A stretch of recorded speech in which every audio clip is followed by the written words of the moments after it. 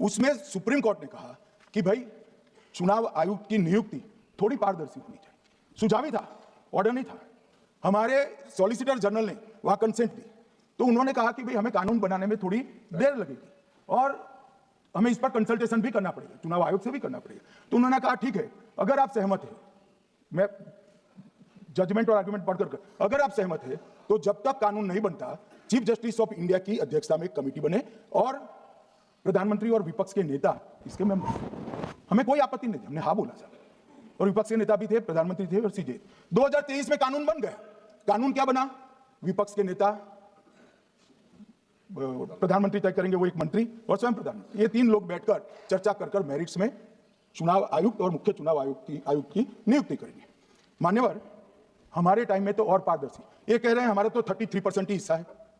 वही 33% तो है ना, हमारा तो हिस्सा ही नहीं था। और मान्यवर, मैं रिकॉर्ड से बताता हूं, 2012 में सीयूसी की नियुक्ति होनी थी, अडवाणी जी ने सुझाव दिया लिखकर कि एक प्रणाली बना जाए, नहीं बनाया और BS संपत जी को सीधा चुनाव आयुक्त बना दिया। उसके बाद में भी एक व्यक्ति कैसे है इसकी चर्चा है, नवीन चावला, जिसको आपातकाल की भूमिका पर शाह आयोग ने कहा था ये निष्पक्ष नहीं है, उनको मुख्य चुनाव आयुक्त बना दिया। जबकि मुख्य चुनाव आयुक्त गोपाल स्वामी ने इनके खिलाफ पक्षपात के सबूत भी भेजे, खारिज कर दिया। मान्यवर, सुने नहीं, हमारे समय में ऐसा कभी नहीं हुआ है।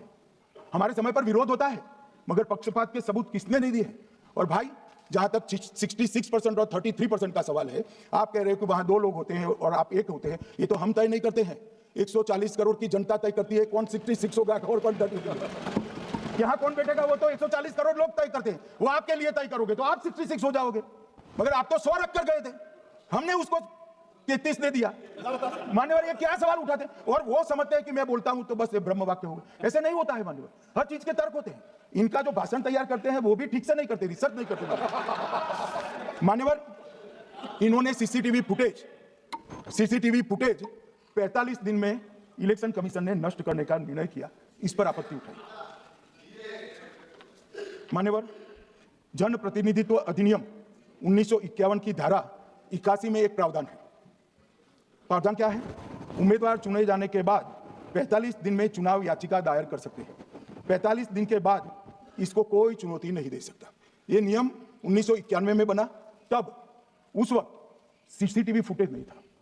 सीसीटीवी फुटेज बाद में चुनाव आयोग ने एक सर्कुलर से रूल्स में बदलाव कर ऐड किया।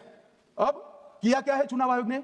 सीसीटीवी फुटेज का जो रिकॉर्ड है उसको जन प्रतिनिधित्व अधिनियम की 1951 की धारा 81 के साथ संरक्षित किया है, मतलब अलाइन किया है।